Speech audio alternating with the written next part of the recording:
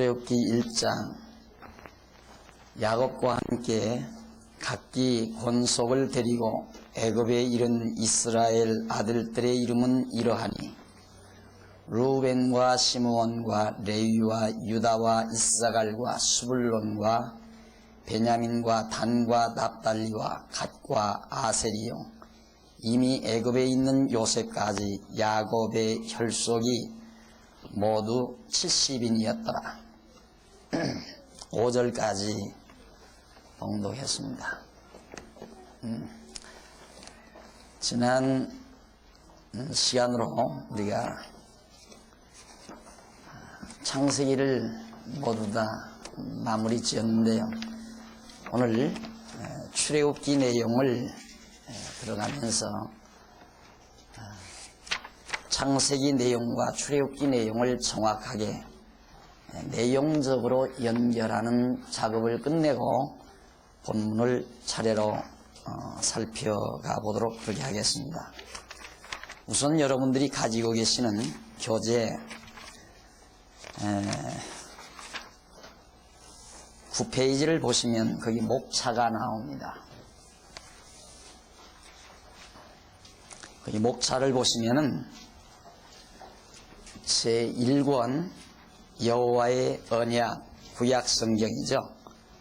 그 가운데서 이제 제1편 섭리를 통한 언약이 창세기에서 에스더서까지 내용이라고 밝혀 있습니다. 그리고 창세기는 하나님의 언약 섭리인데 그 부분부터 이제 기억하고 계시면 됩니다.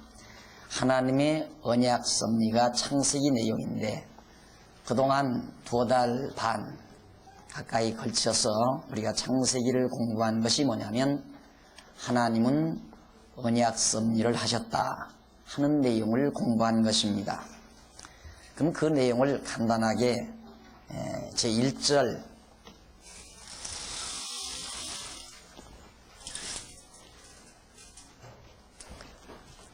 제1장 하나님의 언약 섭리.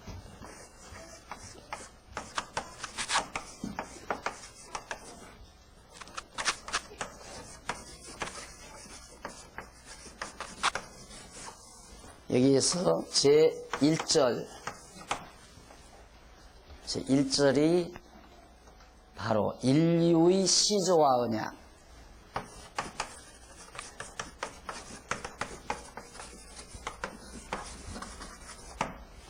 그 다음 제2절이 열조와의 언약, 선민의 열조와 언약.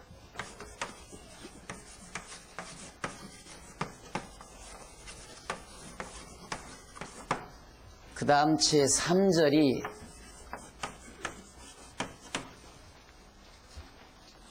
넘어가서 10페이지 보시면 죄송합니다. 제 2절까지 선민의 언약, 열조와의 언약 나왔죠. 그 선민의 열조와의 언약에서 아브라함에게 언약하시고 이삭에게 계승하시고 그리고 야곱에게 언약을 계승한 내용입니다. 계승한 내용이고 그 다음 이제 제2장에서 제2장 여기에서 자손 언약 성취 섭리,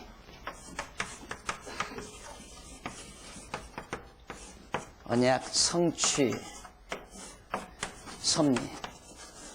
하나님께서 1장에서 언약 섭리를 하시는데 인류의 시조와 언약하시고 선민의 열조와 언약하셨는데 그 언약은 3대 언약이라고 그랬죠. 자손, 땅, 통치 이 3가지 국가의 3대 구성 요소가 국토, 국민, 국권 이거 아닙니까? 그러니까 국민이 있어야 되고 국토가 있어야 되고 국권이 있어야 나라가 되는데 하나님께서 인류의 시조 아담과 그리고 선민의 열조 아브라함과 이삭과 야곱에게 이 3가지 국민과 국토와 국권을 약속하셨다. 그리고 약속하셨으면 이제는 약속을 이루어야 되잖아요. 그 이루는 첫 번째 단계가 국민이죠. 자손을 언약하셨는데 그 자손을 언약하신 대로 이루시는 섭리를 하시는 내용이다. 이것이 창세기 후반부 내용입니다. 그 후반부 내용 속에서 지난번 우리는 자손 언약 성취 섭리 가운데서 일단 언약 자손의 번창 제1절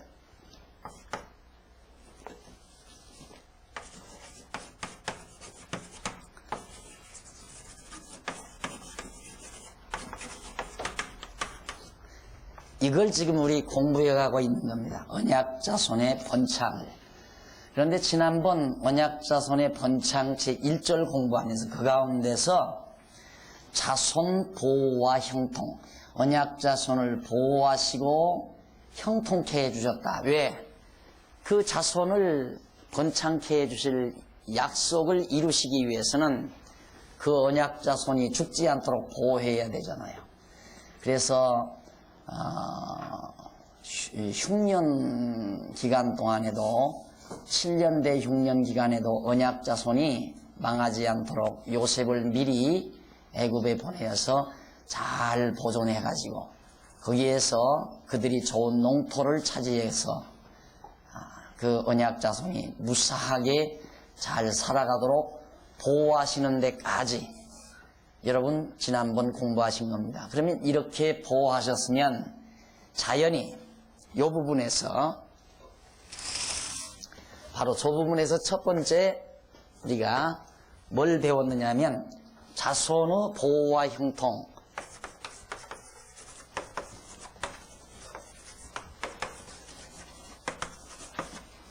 그다음 오늘 이제 공부할 것은 두 번째로 바로 자손의 생육과 도전.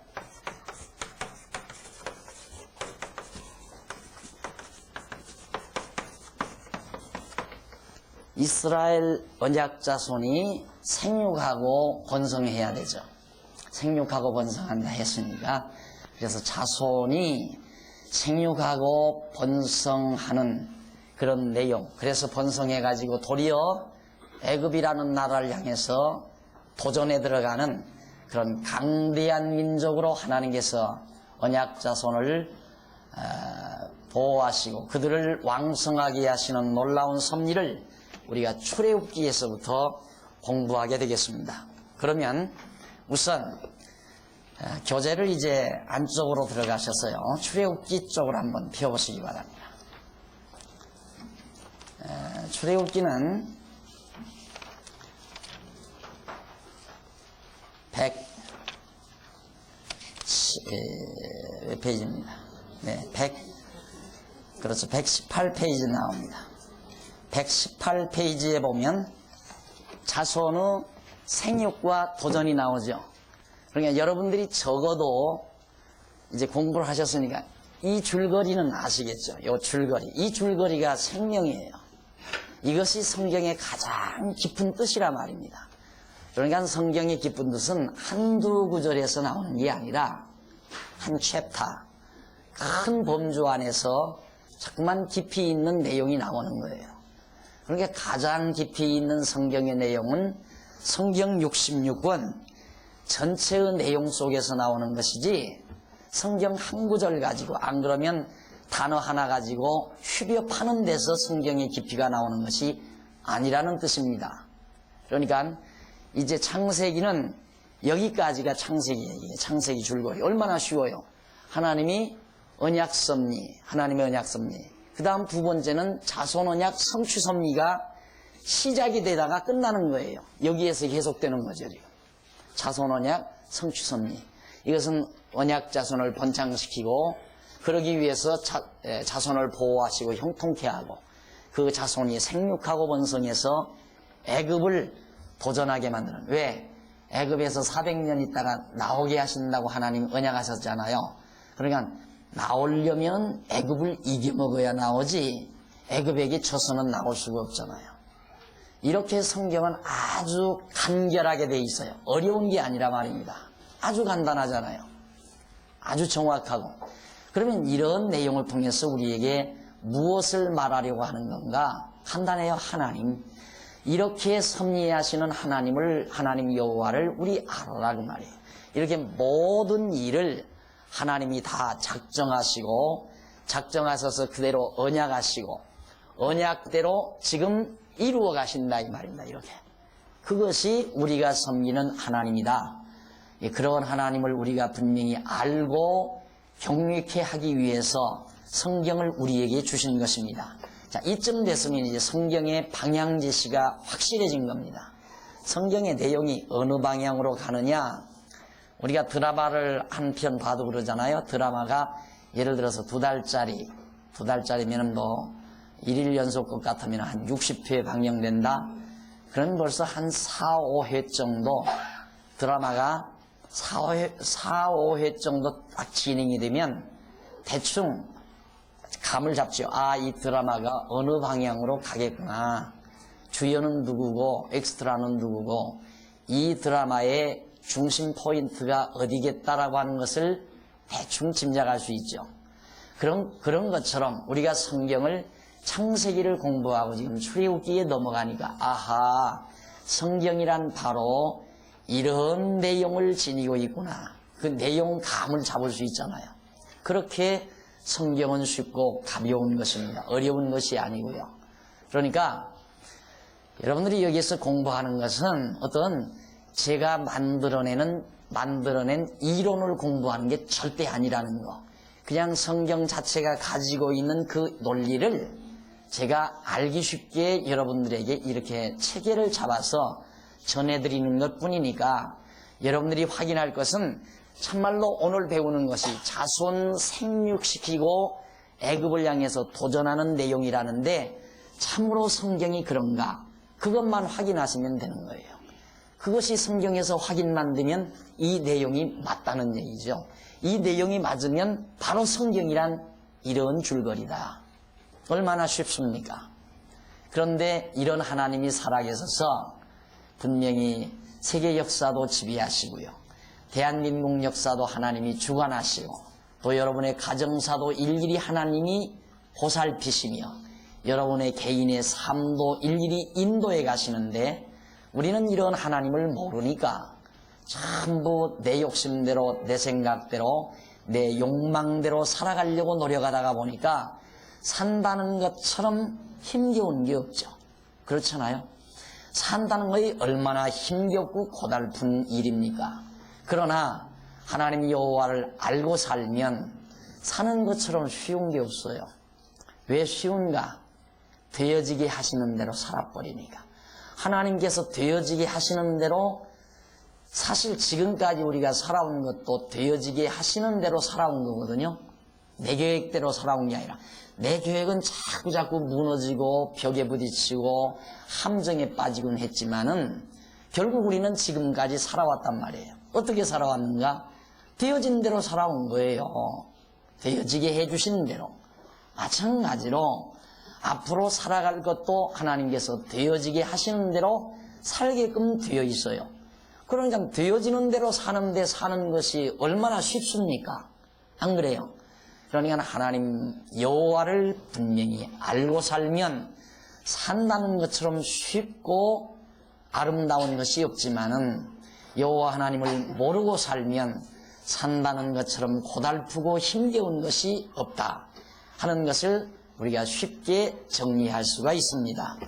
자, 그러면 우리 사실인가 사실이 아닌가 이 사실이 하나님께서 정말 이제는 언약하시고 언약대로 자손 주신다고 언약한 것대로 이루어 주시는가 안 주시는가 언약 자손을 번창시킨다는데 번창하기 위해서 언약 자손을 보호하고 그들을 형통케 하시는 것은 창세기 후반부에서 우리 확인했잖아요. 자, 오늘 확인해야 되는 것은 과연 정말 하나님의 언약 자손 아브라함과 이삭과 야곱의 후손들을 그대로 생육하고 번창케 하시는가 안 하시는가 확인해 보자 말입니다.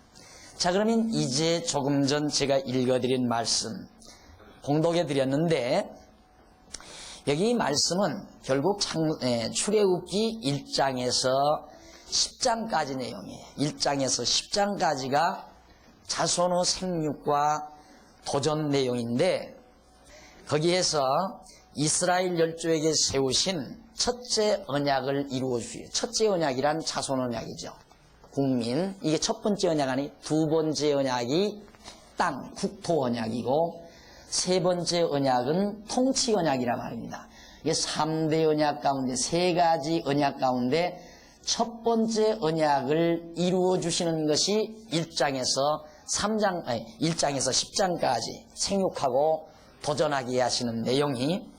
그런데 사실 애굽으로 내려간 자가 이제 봉독해 드린 말씀처럼 70명밖에 안 내려갔어요. 요셉 가족까지 포함해서 70명이에요. 그런데 이런 70명의 이스라엘 자손들을 애굽에서 하나님께서 막 번창하게 만들어요. 생육하고 번창하게 해가지고 그들에게 지도자 모세를 탁 세워서 애굽을 향해서 도전하게 만들어가요. 그런 내용이 출애굽기 초반 10장까지 나타납니다. 자, 이 설명만 들으면 이제 여러분들은 1장에서 10장까지 그래도 교회 생활을 어느 정도 하시면서 성경을 읽어보신 분은 맞다. 야, 어쩌면 이렇게 딱 들어맞느냐 하고 감탄하실 거예요. 틀림없이 맞는 일이죠. 하나님의 말씀인데 틀릴 리가 있습니까? 정확하게 맞아떨어지는 거죠. 자, 그럼 한번 확인해 보십시다.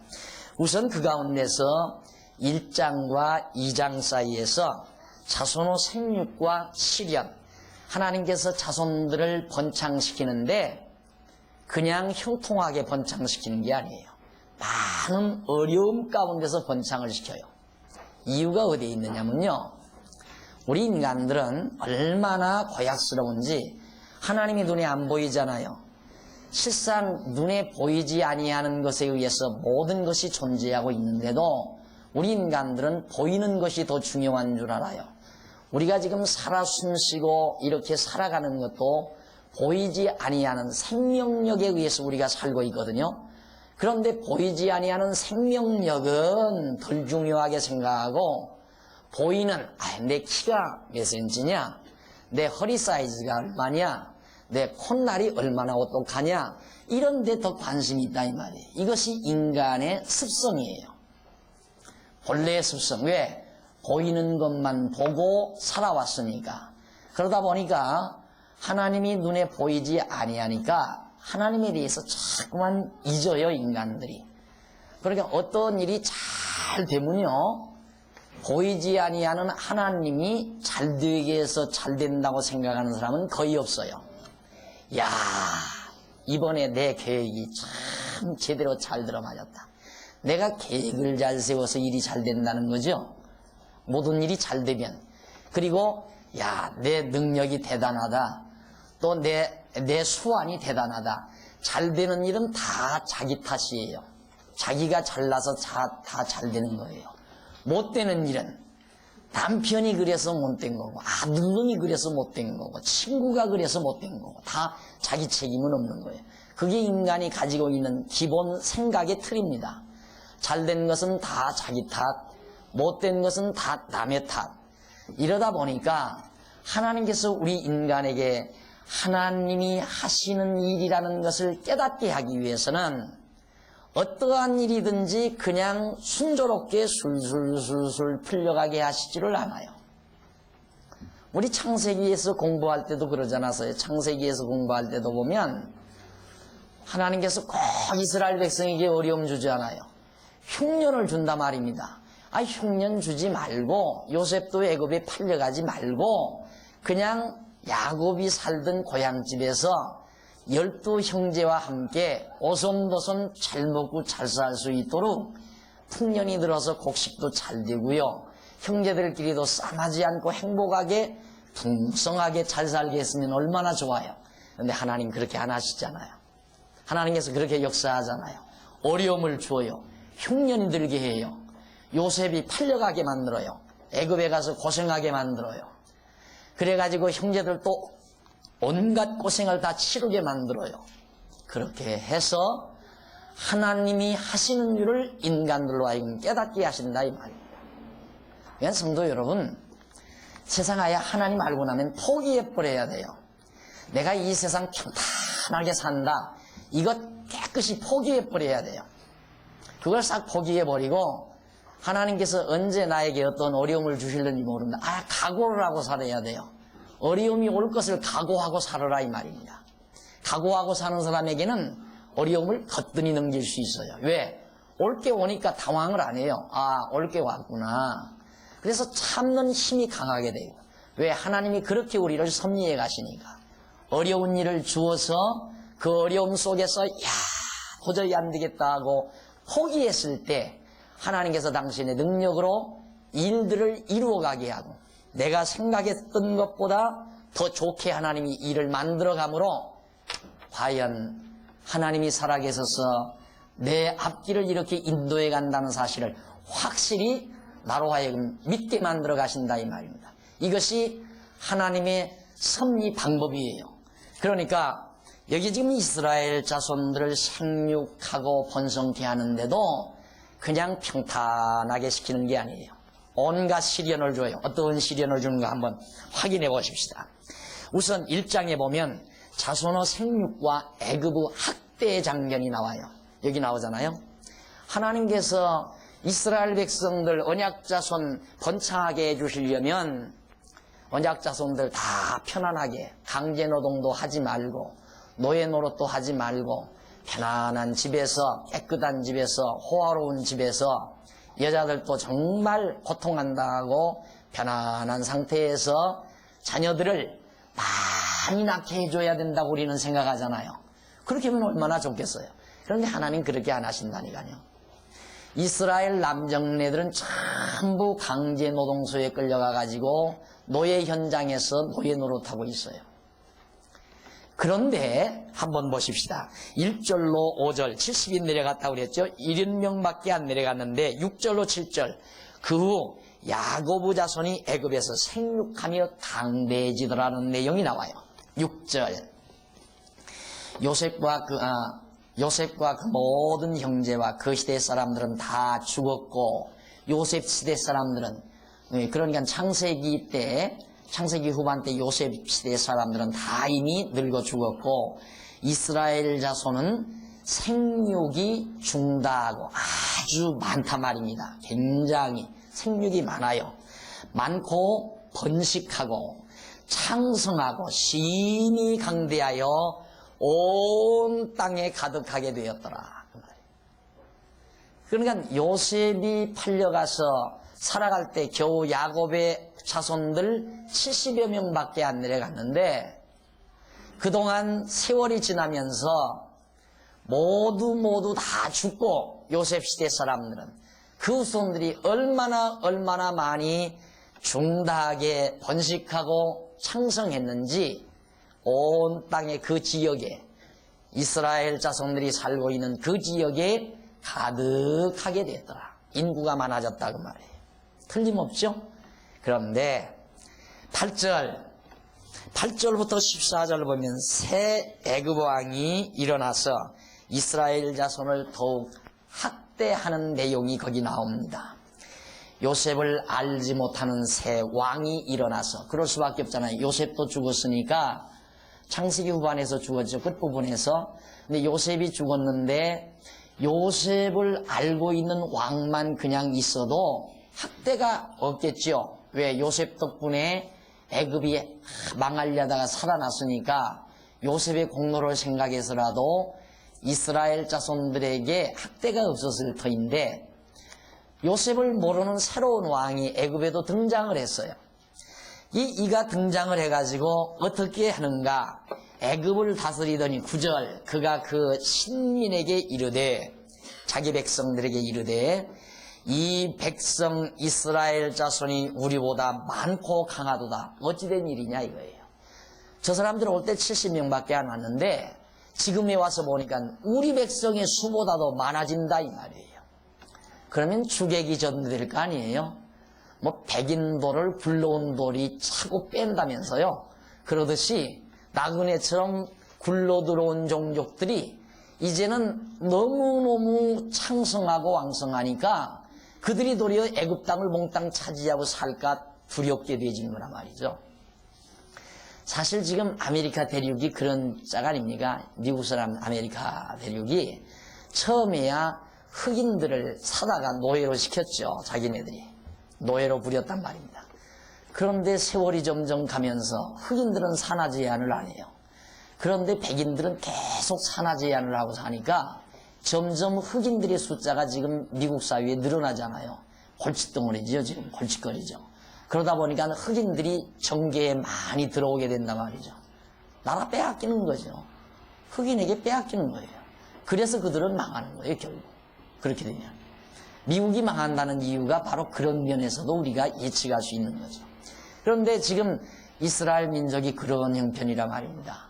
70명밖에 들어가지 않은 민족이 세월이 지나면서 그들이 너무나도 번창을 해서 애굽 사람이 수보다도 더 많아지니까 애굽 왕이 두려워 떨게 됐단 말입니다. 그래서 자 10절 우리가 그들에게 대하여 지혜롭게 하자. 두렵건대 그들이 더 많게 되면 전쟁이 일어날 때에 우리 대적과 합하여 우리와 싸우고 이 땅에서 갈까 하노라 하고 감독들을 그들 위에 세우고 그들에게 무거운 짐을 지워 괴롭게 하여 그들로 바로를 위하여 국고성 비돔과 람셋을 건축하게 하니라.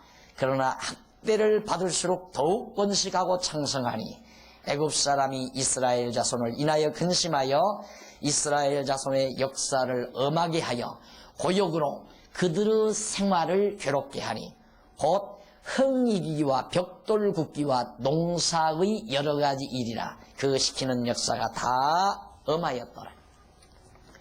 그냥 놔두니까 이거 큰일 났다. 그러면 우리 지혜롭게 하자. 그 지혜란 뭐냐? 학대를 하자 이거예요. 남자들을 그냥 죽으라고 일을 많이 시키면 저것들이 노동에 피곤해가지고 들어가서 자녀들을 낳을 수 없지 않겠느냐. 잠만 자고 쉬느라고 자녀를 낳을 겨를이 없을 거다. 이런 생각을 한 거죠. 그래가지고 노동을 얼마나 무섭게 시키는지 몰라요. 자, 이렇게 이제 막 감독들을 시켜서 무거운 짐을 지워서 백성들을 괴롭혔단 말입니다. 그런데도 더 번창하고 왕성한다 이 말이에요. 이것이 바로 여호와 하나님께서 하시는 일임을 깨닫게 하기 위한 것이다. 그런 뜻입니다. 15절로부터 22절 마지막 절까지는 산파를 통하여 이스라엘 남자 아이들을 죽이게 하는 내용입니다. 이제는 더 적극적인 방법을 써요. 남자들은 더 노동을 극심하게 시키고 여자들, 아내들은 어떻게 했는가? 산파, 아기를 받는 산파들 있잖아요. 산파들에게 지령을 내렸어요. 너희들은 이스라엘 나라 여자가 아이를 낳게 되면은 딱 아이를 받아가지고 남자 아이여든 그냥 엎어놔 버리라 그 말이에요. 죽어버리게. 그러니까 사내 아이는 무조건 다 죽여버리라. 이스라엘 민족의 사내 아이들. 산파들에게 그런 지령을 내렸는데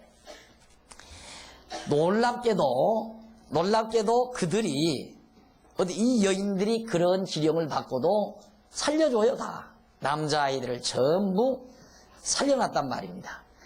살리면서 19절 보세요. 산파가 바로에게 대답하되 너들 왜 남자를 살렸느냐라고 물으니까 산파가 바로에게 하는 말이 히브리 여인, 이스라엘 백성의 여인들을 말합니다.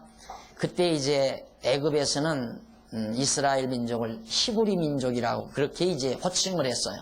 그래서 히브리 여인은 애굽 여인과 같지 아니하고 건강해가지고 산파가 그들에게 이르기 전에 벌써 다 아기를 낳아버립니다. 우리 필요가 없습니다. 우리가 가서 손댈 필요 없이 그들은 스스로 다 낳아버립니다. 그렇게 했는데 20절 하나님이 그 산파들에게 은혜를 베푸시니라. 백성은 생육이 번성하고 심히 강대하여 산파는 하나님을 경외하였으므로 하나님이 그들의 집을 왕성케 하시니라. 하나님께서 산파들에게 은혜를 베풀어서 산파들에게도 왕성케 해주셨다. 그래가지고 아무리 이 히브리 민족의 사내 아이들을 바로가 그러니까 애굽 왕이 다 죽이려고 했지만 그 뜻도 이루어지지 않는단 말입니다. 그래서 22절 그러므로 바로가 그 모든 신민에게 명하여 가로되 남자가 나거든 너희는 그를 하수위에 던지고 여자여든 살리라 하였더라. 애굽 이스라엘 사람들 남자 낳거든 전부 하수가에 내 던져버리라. 이렇게 조서를 내리고 그렇게 해서 극심한 핍박을 박해를 이스라엘 백성들에게 가하게 됐던 겁니다. 그런데 그때 당시 2장에 내려가 보면 하나님께서 그 2장에서 모세의 출생과 광야의 시련을 시키는 내용이 2장에 나옵니다. 모세를 출생을 시켜요. 이게 이제 이스라엘의 3의 아이예요. 많은 남자 아이들이 낳는 가운데 하나님께서 벌써 이제 백성을 번창케 하고 왕성케 하셨으니까 앞으로 이 백성을 지도해갈 영도자, 지도자를 세워야 되지 않겠어요? 그런데 그 지도자를 하나님께서 놀라운 방법으로 살려내십니다. 그리고 훈련을 시키고 그 어떤 방법이냐면 레위 족속 중 한 사람이 아들을 낳아놨어요. 아들을 낳았는데 처음에는 숨겼죠. 몰래 숨기면서 길렀는데 점점 아이가 크면서 목소리도 커가고 울음도 커지니까 더 이상 숨길 수가 없잖아요. 만약에 숨겼다가는 생명 위태로우니까 그래서 할 수 없이 이 레위 사람이 갈로 상자를 만들어서 그걸 역청으로, 그러니까 역청, 그러니까 몰탈 같은 거 있어요. 몰탈. 역청이 어떻게 생기면 몰탈 있죠? 예, 아스팔트 까는 몰탈. 그런 걸로 쫙 그 갈대 상자를 발라가지고 물이 새들지 않게 해가지고 거기다가 아이를 담아놨어요. 그 아이 이름이 바로 모세였습니다. 이스라엘의 영도자 모세가 될 사람이에요. 그 모세를 물에서 건졌다 해서 모세라고 했거든요. 그 아이를 상자에 담아가지고 갈대밭에다가 버린 거예요. 물가에다가. 하숫과 갈대밭 사이에. 버렸는데 그때 마침 누가 나왔느냐 하면 바로왕의 딸 공주가 바닷가로 목욕을 하러 나온 거예요. 우리가 지금 생각하는 어떻게 공주가 바닷가로 그래 야외로 목욕을 하러 나오느냐. 풀장을 가든가 안 그러면 어디 개인 목욕탕을 가든가 샤워장을 가든가 해야지. 그렇게 생각할 때 안 그러면 궁실 안에 있는 그때 당시는 이제 그런 형편이 아니니까요. 이게 공주라도 하숫가로 이제 목욕을 하러 나왔는데 나와서 가만히 바람결에 뭐 소리가 나는데 아이 울음소리가 난다 이 말이죠. 이 시녀를 시켜서 가보라고 그랬어요. 소리 나는 쪽을. 가서 보니까 상자 안에 아이가 하나는 비어 있잖아요. 그 아이를 데려다가 딱 공주에게 보여주니까 이 공주가 정말 나이가 차서 시집갈 나이가 됐든지 아이를 얼마나 이뻐하는지 모른단 말입니다. 그리고 잘생겼잖아요. 모세가 또 나는 안 봤지만 아주 또릿또릿하게 잘생겼을 거예요. 눈도 반짝반짝하고. 그러니까 이 공주가 이 아이를 자기가 자기 아들 삼겠다 이거죠. 그래서 이 공주가 아이를 기르려고 할 때 그때 마침 망을 보던 모세의 누이가 있었어요. 쫓아가서 이 아이 유모 데려다 줄까요? 하고 의사를 제안했단 말이에요. 이 아이를 기를 수 있는 유모. 왜? 난지 얼마가 안 되니까 젖을 먹어야 되는데 공주야 젖이 없잖아요. 시집 안 갔으니까. 그러니까 아이를 기를 수 있는 유모가 필요하다고 공주가 대답을 하니까 그러면 내가 데려다 주겠습니다 해가지고 모세의 어머니를 데려다 준 거예요. 그래가지고 모세의 어머니가 모세를 데리고 애굽의 왕궁 안으로 들어가서 모세를 기르게 됩니다. 그렇게 해서 모세가 정말 놀라운 방법으로 죽음을 면하고 살아나게 되죠. 그런 과정을 통해서 결국 모세는 정말 살아남게 되었고 11절로부터 한번 보십시다. 11절부터 보면 모세가 장성한 후에 한 번은 자기 형제들에게 나갔습니다. 자기 민족들이 고통당하는 그런 작업 현장에 나가봤다 이 말이죠. 그 11절로 15절에 보면 애굽인을 쳐 죽이는 장면이 나와요. 모세가. 모세는 이제 자기 동족들이 고통당하는 그걸 어떻게 알겠어요? 어머니가 데리고 와서 길렀으니까 어머니가 다 물론 가르쳤겠죠. 너는 애굽 사람이 아니다. 그리고 피부빛도 다르고요. 애굽 사람들은 함의 후손이고 바로 모세는 셈의 후손 아니에요. 그러니까 피부빛 자체가 달랐으니까 그걸로도 알 수 있었겠지만은 모세의 어머니가 모세를 기르면서 소근소근 얘기했을 거 아닙니까? 너는 여차여차해서 이 왕궁에 들어와서 살게 됐다. 이런 얘기 다 해줬을 거란 말입니다. 그래 모세는 자기가 히브리 민족인 줄을 알죠. 그래서 어느 날 이 모세가 자기 동족이 일하는 현장에 나가본 거예요. 나가보니까 거기에서 어떤 일이 벌어지느냐면 애굽 사람하고 히브리 사람, 자기 동족하고 싸움을 한단 말입니다. 애굽 사람하고 자기 동족하고 싸우는 게 자기 동족끼리 싸워요. 같은 동족끼리 싸우니까 왜 형제요 이렇게 싸우느냐 하고 싸움을 말렸단 말입니다. 거기 한번 읽어보십시다. 읽어보시면 한번 자기 형제들에게 나가서 그 고역함을 보더니 어떤 애굽 사람이 맞아요. 처음에 애굽 사람이 어떤 히브리 사람 그러니까 자기 동족하고 애굽 사람하고 싸움을 한단 말입니다. 이게 자기 형제를 치는 것을 모세가 본 거예요. 그러니까 애굽 사람이 자기 동족을 때리는 것을 보니까 눈에서 막 불꽃이 튀기잖아요. 그러니까 모세가 바로 권투를 했는지 유도를 했는지는 모르지만은 바로 이 모세가 12절 좌우로 살펴 사람이 없음을 보고 그 애굽 사람을 쳐서 죽여서 모래밭에다가 묻어서 감춰버렸어요. 애굽 사람을 죽여가지고. 그리고는 이제 왕궁 안으로 들어갔단 말입니다. 들어갔다가 얼마큼 있다가 다시 나와서 보니까 그때는 자기 동족끼리 싸워요. 그러니까 모세가 안타까워가지고 우리 이렇게 서름받는 동족끼리 나라 잃고 남의 땅에 와서 이렇게 노예 노릇하는 우리 주제끼리 왜 형제끼리 싸우느냐. 그러니까 이 히브리 사람들이 동족들이 하는 말이 너 건방지게 언제 우리 왕을 삼았기에 네가 재판관을 누가 세웠기에 네가 그따구 소리 하느냐. 지난번에는 애굽 사람을 쳐 죽이더니만은 오늘은 우리를 죽이려고 하느냐 라고 고함을 지르는 통에 바로 모세의 죄과가 들통이 나게 돼요. 모세가 사람을 죽여서 모래밭에 묻어버린 죄과가 드러난단 말입니다. 그러니까 모세가 왕궁 안에 들어갈 수가 없잖아요. 들어갔다가는 죽으니까. 그래서 모세는 할 수 없이 왕궁을 떠내죠. 그때가 40세가 되던 때였습니다. 40살이 될 때까지 장가도 가지 아니하고 모세가 왕궁에 살다가 거기에서 도망쳐서 어디로 가느냐면 미디안 광야로 도망을 가버렸어요. 그 도망을 가서 어떤 결과가 되느냐면 16절로 22절까지 보면 미디안 광야에 가서 미디안 제사장의 딸 바로 미디안 제사장의 딸과 결혼을 해서 게르솜이라고 하는 아들을 하나 낳게 됩니다. 거기서 모세가.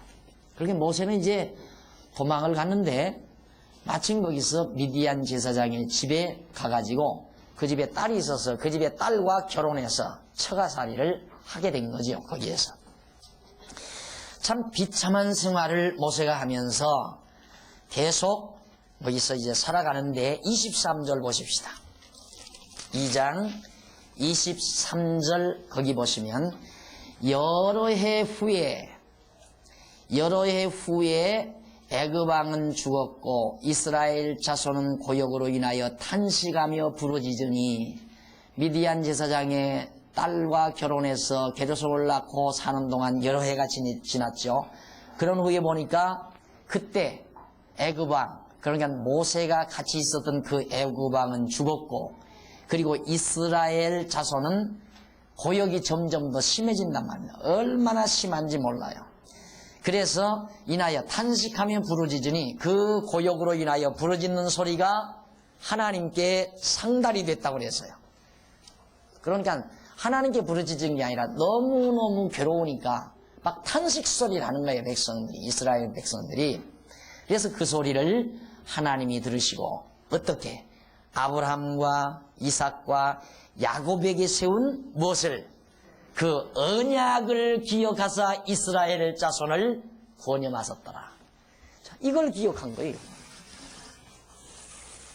지금 여기 내용을 우리가 공부하는데 하나님이 여기를 기억하신다 이 말이에요. 맥이 이어졌죠? 정확하게 이어지잖아요. 아주 정확하게. 그러니까 하나님께서 아브람과 이삭과 야곱 선민의 열조와 세 가지 언약하신 것을 기억했단 말입니다. 특히 그 가운데 선민 가운데 아브라함에게 뭐라고 그랬느냐면 아브라함 처음 하나님께서 불러가지고 가나안 땅으로 인도해서 아들을 안 줬잖아요. 아이 낳지 못하는 아내를 데리고 살다가 보니까 아내가 할 수 없이 자기 몸종을 하갈을 통해서 아들 이스마엘을 하나 낳았지요. 그때 하나님께서 누구에게 나타났냐면 아브라함에게 나타나서 아브라함아, 이스마엘은 내 유업을 이을 자가 못 된다. 내 몸에서 날 자, 내 아내 본처 사라에게서 날 자가 내 유업을 이을 자다. 그러니까 아브라함이 있다가 아유 그냥 난 아들이나 잘 크게 해달라고, 내가 나이 이렇게 많이 들었는데 어떻게 아들이 낳느냐고 이러면서 부정을 했죠. 그래도 계속 하나님께서는 계속해서 그걸 약속을 하니까 아브라함이 있다가 내가 그걸 어떻게 합니까? 하나님께서 나로 하여금 자손이 번창해서 이 땅을 차지하고 큰 민족을 이룰 것을 내가 뭘로 합니까? 했을 때 하나님께서 그때 아브라함에게 재물을 준비하라고 그랬죠. 그래서 재물을 현장에서 불로 응답해가지고 그 증거를 보여줬어요. 하나님께서 언약대로 이루어준다는 증거를 불로 응답해서 보여줬단 말입니다.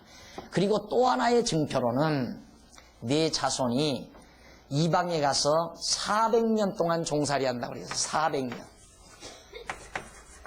400년 종살이 한 다음 그 땅에서 너희가 나와가지고 큰 재물을 이끌고 큰 민족을 이루어 큰 많은 재물을 이끌고 그 이방 땅에서 나와서 이 땅, 이 약속의 땅을 차지하고 너희들이 큰 국가를 이루어 다스리게 된다.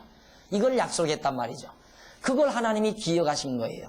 물론 하나님이 건망증이 있어서 잊어버린 건 아니죠. 잊어버린 게 아니라 여기서 하나님이 기억했다고 하는 이 말은 우리 인간의 생각, 인간적인 감정대로 우리에게 이해시키기 위해서 하는 것뿐이에요.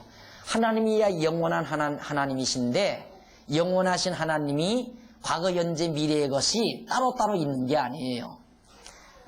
지난번에 지난 주일에 우리 청년부에서 시간과 영혼이라는 비디오를 상영하는 걸 저도 같이 한번 본 일이 있습니다.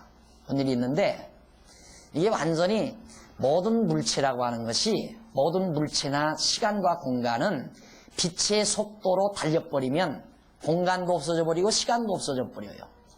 그러니까 과거가 현재가 되고 미래도 현재가 돼버린다는 얘기죠. 공간은 저쪽, 여기, 저기 따로따로 있잖아요. 그런데 이런 모든 공간세계, 시간세계, 형상세계가 빛의 속도로 달려버리면은 지금 현재 여기만이 남아요. 하나의 선만이 남는다 이 말입니다.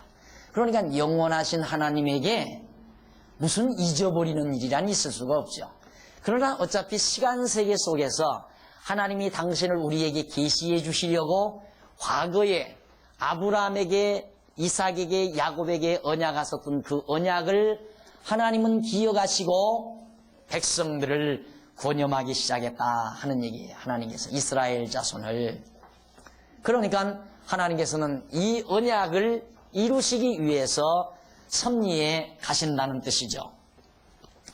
자, 이렇게 해서 결국 하나님께서 이제 이스라엘 백성들을 애굽에서 건지어낼 계획을 하시게 되는 겁니다. 그런데 한 가지 여러분들이 명심하실 일은 여기 이제 23절에 여러 해 후에 애굽 왕은 죽고 이스라엘 자손은 고역으로 인하여 탄식하며 부르짖으니 그 고역으로 인하여 부르짖는 소리가 하나님께 상달됐다 하는 이 부르짖는 소리라고 하는 거, 이것을 대부분의 주석학자들은 이들이 하나님께 기도해서 여호와 하나님께 기도했기 때문에 애굽에서 나왔다 이렇게 말을 해요.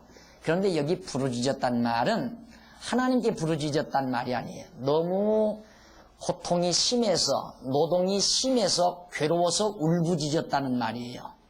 그러니까 이 당시 이스라엘 자손들은요, 하나님 여호와 몰라요.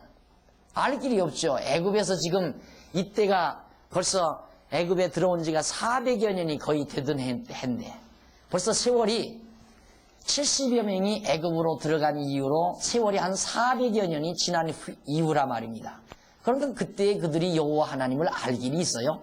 아브라함과 이삭과 야곱에게 언약하신 하나님을 그들이 그 자손들이 잊어버리지 않고 계속 기억하고 경외하고 섬기는 게 아니에요.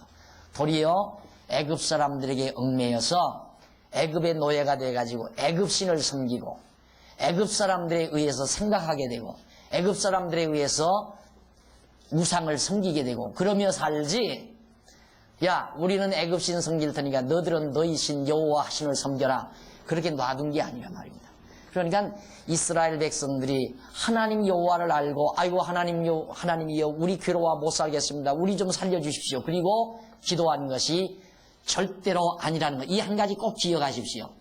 절대 이스라엘 백성들이 하나님께 우리 더 이상 못 살겠으니 여기서는 괴로워서 못 살겠으니 하나님 우리 좀 살려주십시오 하고 기도한 것이 아니라는 것. 다만 고역이 너무나도 극심해서 고통스러워서 하나님께 울부짖은 것이다. 그런 뜻입니다. 자, 그러면 그 다음 3장 넘어가 보십시다. 3장과 4장은 자, 이렇게 고생을 하고 고통을 당하는 이스라엘 자손들이 하나님께서 그들을 구원해서 어떻게 되는가? 애굽에 이제는 도전할 준비를 해요. 애굽을 향해서 쳐들어갈 준비한단 말입니다. 야, 우리도 이제는 가만히 있을 수 없다. 더 이상은 이래도 고통스럽고 저래도 고통스러운데 그래서 도전 준비를 하나님께서 시키는 것이 3장과 4장입니다. 우선 3장에 보면 하나님께서 도전하려면 이스라엘 백성들을 다 통솔을 해서 지도에 갈 수 있는 지도자가 필요하잖아요. 그래서 영도자 모세를 하나님이 부르시는 장면이 나옵니다. 3장 1절로 5절 모세가 그 장인 미디안 제사장 이드로의 양무리를 치더니 그 말이에요. 그러니까 모세는 애굽 사람 죽이고 몰래 도망을 쳐서 죽을까봐 미디안 제사장의 집에 가서 처가살이 하고 있다고 그랬죠. 그러니까 밥 거저 먹여주나요? 그 집에 모습 노릇해야죠. 그래서 거기에서 처갓집에 양무리들을 이끌고 풀밭을 찾아다니면서 양을 치고 있었어요. 모세가 형편없는 사람이 된 거죠. 그러니까 아주 모세가 만약에 애굽에 그냥 있었다고 한다면 공주의 아들이니까 애굽의 군왕이 될지도 모르죠. 그렇잖아요. 그만큼 세력이 강한 권력을 얻을 수 있는 입장이 있었어요. 그런데 그가 자기 민족을 사랑하다가 자기 민족을 사랑하는 열정 때문에 애굽 사람을 쳐 죽인 죄 때문에 결국 애굽을 탈출해서 광야로 도망 나와 살게 된 거죠. 비참한 삶을 살게 된 겁니다. 왕궁, 애굽의 왕궁 생활과 에집트 아닙니까? 에집트 문명이 아주 오래된, 요즘도 에집트의 피라밋만 봐도 에집트 문명이 얼마나 대단한 문명인지 우리 알 수 있잖아요. 그 문명 국가의 왕궁이었으니까 얼마나 대단했는가를 알 수 있잖아요. 그런 삶을 살던 모세가 하루아침에 광야에 나가가지고 정말 형편없는 나그네 인생을 살게 되는 겁니다. 그렇게 하나님께서 살게 해놓고는 모세를 부르신 거예요. 그때 한번 보십시다. 광야 서편 치더니 그 무리를 광야 서편으로 인도하여 하나님의 산 호렙에 이르렀다고 그랬어요. 호렙산에 떡 이르렀는데 여호와의 사자가 떨기나무 불꽃 가운데 그에게 나타나시니라. 그가 보니 떨기나무에 불이 붙었으나 사라지지 아니하는지라. 이에 가로되 내가 돌이켜 가서 이 큰 광경을 보리라.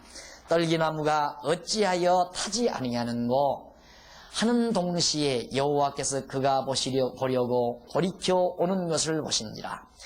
하나님이 떨기나무 가운데서 그를 불러 가라사대 모세야 모세야 하시매 그가 가로되 내가 여기 있나이다.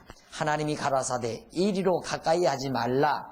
너의 선 곳은 거룩한 땅이니 내 발에 신을 벗으라. 또 이르시되 나는 내 조상의 하나님이니. 나오죠? 나는 내 조상의 하나님이니 아브라함의 하나님, 이삭의 하나님, 야곱의 하나님이니라 하는 말이죠. 자, 그러면 여기서 이제 여러분들이 이 부분을 한번 주석을 해 보십시오. 하나님께서 가시나무 불꽃, 떨기나무 불꽃 가운데 나타나셔서 모세를 불러가지고 일단 모세야 모세야 하고 불렀으니까 부르신 자의 신분이 누군지를 알려줘야 되잖아요. 도대체 누가 나를 부르는가? 모세는 지금 깜짝 놀랐죠.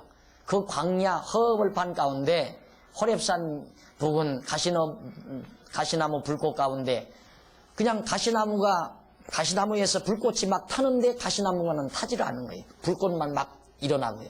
그러니까 모세가 이상했을 거 아니에요.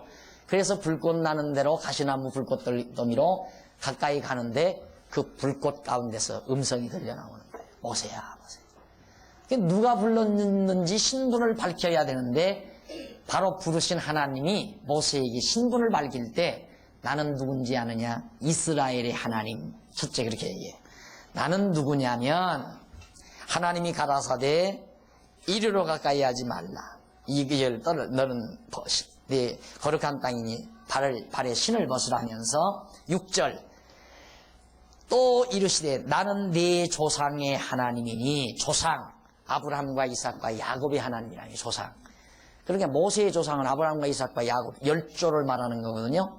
조상의 하나님이 곧 뭐냐면 아브라함의 하나님, 이삭의 하나님, 야곱의 하나님이라 이 말입니다. 자, 이것을 어떤 설교가들은 이렇게 말을 하잖아요. 자, 아브라함의 하나님, 믿는 자의 하나님이다. 믿음의 조상이라고 했으니까 믿는 자의 하나님이라는 뜻이다. 아브라함의 하나님이라. 그리고 이삭의 하나님은 뭐냐? 이삭의 하나님은 자기를 하나님께 바친, 제물로 바치는 그런 자다. 그러니까 이삭의 하나님은 바치는 자의 하나님이라는 뜻이다. 야곱의 하나님은 뭐냐? 야곱의 하나님은 하나님께 약복강 나루에서 열심히 기도해서 축복을 받은 사람이다. 그래서 야곱의 하나님이란 기도하는 자의 하나님이라는 뜻이다. 아마 여기 계신 분들도 들어본 분들이 있을 겁니다. 그러니까 아브라함의 하나님, 이삭의 하나님, 야곱의 하나님은 믿는 자의 하나님, 바치는 자의 하나님, 구하는 자의, 기도하는 자의 하나님. 그러니까 여러분 믿고 하나님 앞에 많은 걸 바치고 이삭은 자기 생명까지 바쳤으니까 가장 소중한 여러분에게 있는 가장 소중한 것들을 하나님께 바치고 그리고 야곱처럼 열심히 기도하십시오. 그러면 하나님은 여러분의 하나님이 되어주십니다. 얼마나 그럴듯한 설교입니까? 다 들으면. 그러나 이것처럼 엉터리 같은 주석은 없죠. 지금 하나님께서 아까 말씀드렸잖아요. 기억했다. 이스라엘 백성, 이스라엘 자손들이 고역에 의해서 너무너무 고통스러우니까 탄식하며 울부짖었다 이 말이에요. 그걸 하나님이 들으시고 뭘 기억했는가? 아브라함과 이삭과 야곱에게 세운 10조들에게 세운 언약을 기억했다고 말이에요. 언약을. 아브라함과 이삭과 야곱에게 세운 언약을 기억했다.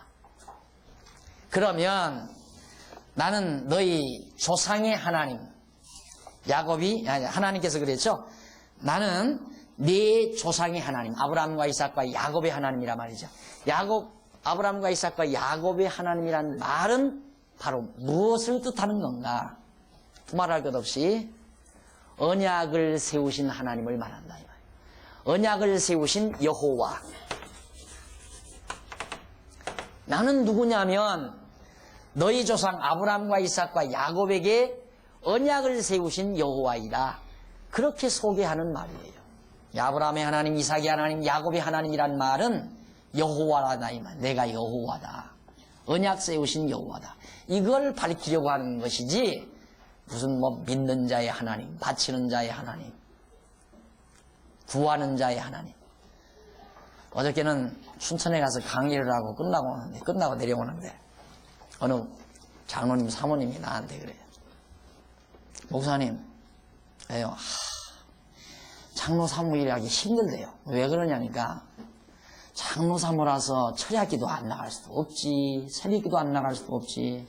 목사님 나는 추도하기 싫은데요. 장로 사무라고 어쩔 수 없이 나가려다 보니까 죽겠어요 그래요. 그래서 내가 웃으면서 하기 싫으면 하지 마세요. 장로 사표 내면 되지 뭘 그래요. 쉽게 대답해 버렸죠. 무슨 짓이야 그게. 구하는 자의 하나님이라니까 기도 열심히 해야 하나님이 내 하나님이 된다 이거죠. 그렇습니까? 여러분 공부해 보니까 그렇게 믿어져요? 언제 아브라함이 하나님 내 하나님 되어주십시오 그렇게 사정했나요? 그런 거 사정 하나도 안 했어요. 그냥 갈대아 우르에서 그냥 살았는데 하나님이 갑자기 나타나서 아브라함아 아브라함아 너 내가 지시한 땅으로 너 가라. 너는 내 백성이 되고 나는 내 하나님이 돼주겠다. 하나님이 자청해서 그런 거예요. 구하기는 무슨 의미 구해요. 마찬가지예요. 오늘 여러분 예수 믿고 하나님의 자녀 될 때 하나님 나도 하나님 자녀 삼아달라고 사정했습니까? 어떻게 살다가 보니까 예수 믿고 알고 보니까 하나님의 자녀가 된 걸 나중에 알았지. 나도 그래서요. 나는 모태신앙인데 어머니 뱃속에서부터 하나님 믿는 가정에서 태어나는데 내가 난 하나님 자녀 되기 위해서 믿는 집 가정에 가서 태어나야 되겠다. 김씨 집안에 나는 그 김씨 집안 안 믿으니까 나 거기 안 갈라 합니다. 우리 박씨 집안 믿는 저 집으로 가서 나 태어날 거니까. 그리고 가서 우리 엄마 뱃속으로 내가 들어갔다 나왔나요? 그런 거 없잖아요. 하나님이 당신이 날 선택해서 당신 내 하나님 돼준 거지. 내가 돈 많이 갖다 바치고 내가 기도 많이 하고 내가 열심히 믿으니까 하나님 아들 삼아주는 게 아니에요. 착각이에요. 그건. 그런 설교를 들으니까 예수 믿기가 힘들단 말입니다. 고달프고 신앙생활하기가. 아니 고달프고 힘들 바에야 뭐 하려고 예수를 믿어요? 에? 안 그래요? 예수 믿는 것은 즐겁고 편안하고 근심 걱정 다 없어져 버리고 정말 행복하게 사라져야지요. 예수 믿는 사람은. 수고하고 무거운 짐진 자들아 다 내게로 오라. 내가 너희를 편히 쉬게 하리라. 예수님 그랬지. 야 너희들 편안히 사는 너희들 다 내게로 와라. 내가 너희들한테 밥도 안 먹고 기도만 열심히 해야 되고 돈 벌어다가 열심히 바쳐야 되는 무거운 짐 지워주리라. 그리고 예수님 말씀한 게 아니잖아요. 아이고 이거 비디오 나가는데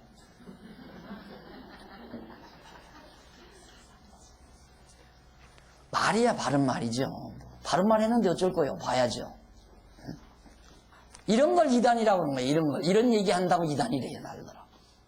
이런 얘기가 이단입니까? 아니 여러분들이 주석을 해봐요. 여러분이 주석해봐도 아브라함이 하나님, 이삭이 하나님, 야곱의 하나님이란 말이 언약이 하나님이란 뜻이고 언약을 세우신 여호와라는 뜻이지 어떻게 그게 믿는 자의 하나님, 바치는 자의 하나님, 구하는 자의 하나님이라는 뜻입니까? 성경에 어디에도 그런 말이 없어요. 그러니까 하나님이 내 하나님이 돼주는 것은 하나님 편에서 주권적으로 내가 원하든 안 원하든 상관이 없어요. 내가 원한다고 해서 하나님 자녀 삼아주고 안 원하지 않는다고 해서 하나님 자녀 안 삼아주는 게 아니에요. 만세 전에 그리스도 안에서 작정된 자들 하나님의 주권적인 의지에 의해서 정해놓으시고 그들을 하나님의 주권에 의해서 자녀 삼아주는 거예요. 불러내가지고 너희는 내 백성이 되고 나는 너희 하나님이 되리라. 하나님이 일방적으로 그렇게 약속하잖아요. 너희는 내 자녀가 되고 나는 네 하나님이 돼주겠다. 하나님 입장에서 주권적으로 그렇게 하시는 거지. 하나님 내 하나님 좀 돼주세요. 사정을 하면 야 나는 네 하나님 못 돼주겠다. 왜요? 너 나한테 가져오는 것도 없잖아. 너 나한테 뭘 바쳤어? 나한테 아무것도 별로 바친 거 그거 주일날마다 돈 1,000원씩 갖다 내는 거 야 그거 받고 내가 어떻게 네 하나님 돼주냐. 난 하나님 못 돼준다. 그러는 하나님 아니라고 말이에요. 뭘 갖다 바치었다고 해서 하나님 돼주는 것도 아니고 자꾸 돼달라고 구해서 돼주는 것도 아니고 내가 열심히 믿으니까 하나님 자녀 돼주는 게 아니라 하나님이 나를 하나님의 자녀 삼아주니까 그래서 우리는 하나님을 내 하나님으로 믿는 것이고 바친다고 하는 것도 하나님의 자녀 되고 보니까 이 놀라운 소식을 많은 사람들에게 깨닫게 하고 전하게 해야 되겠구나 하는 그런 열정 때문에 이 복음 전하는 일에 같이 동참하기 위한 그런 자원하는 마음으로 연모도 하는 것이고 또 어서 이 많은 말씀이 택한 백성들에게 전해져 가지고 하나님의 나라가 이루어지기 위해서 늘 소원이 그거 아니에요? 여러분 우리의 간구하는 우리의 기도는 뭡니까? 항상 어서 이 놀라운 말씀이 많은 사람에게 전파돼서 모든 사람들이 진리의 자유함을 얻고 평안을 얻고 하나님 앞에 영광 돌리며 살았으면 좋겠다. 이거 하나밖에는 소원이 없잖아요. 아직도 뭐 소원 있나요? 부동산 좀 더 샀으면 하는 소원, 집 좀 더 큰 데로 옮겼으면 하는 소원. 그것은 하나님께 구할 수 있는 성질의 것이 아니에요. 그것은 우리가 하나님께 안 구하는 이방 사람들도요, 10평짜리 살다가 30평으로 가기도 하고 30평짜리 살다가 50평짜리로 가기도 하고, 안 믿는 사람도 다 그렇게 돼요. 왜? 그건 일반은총이니까. 그러니까 그런 일반은총은 우리가 구하지 않아도 다 알아서 하나님께서 때에 적당하게 다 주시게 되어 있는 거예요. 그건 구하는 게 아니라 말입니다. 그러니까 오늘 우리가 아브라함의 하나님, 이삭의 하나님, 야곱의 하나님이라고 하신 모세에 대한 하나님 자신의 소개, 이렇게 해서 이제 모세를 통하여 이스라엘 백성들을 애굽에서 구출해내는 구출작전을 지금 시도해 가려고 출발하고 계시는 겁니다. 우리 차 한잔 들고 계속해서 하도록 하십시다.